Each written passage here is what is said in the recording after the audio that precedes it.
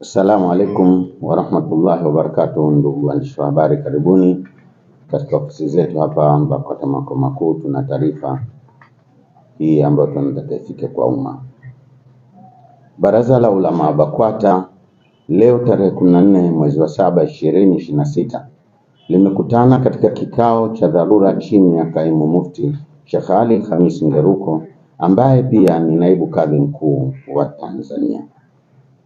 Katika kikao hicho, Baraza la Ulama limeazimia kuwasimamisha mashehe wa mikoa mitatu kutokana na mienendo yao inayokiuka misingi ya kiuongozi ya baraza.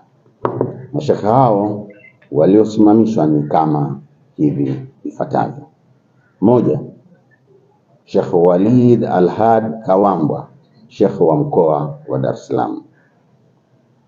2, Sheikh Isa Nasr Isa, Sheikh wa mkoa wa Singida. 3, Sheikh Hassan Kiburwa, Sheikh wa mkoa wa Kigoma. Utekelezaji wa mabadiliko haya unaanza mara moja leo hii tarehe 14 mwezi wa 7 2026.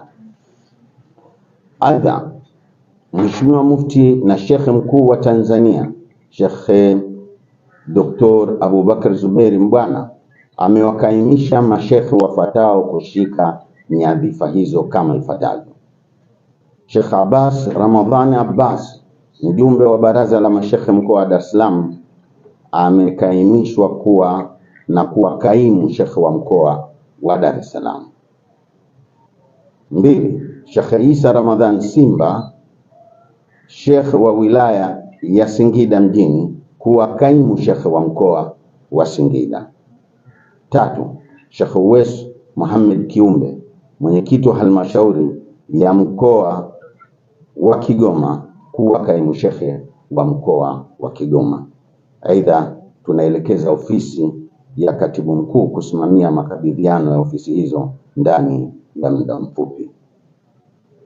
Mimi Sheikh Hassan Saidi Chizenga, katibu wa Baraza la Ulama.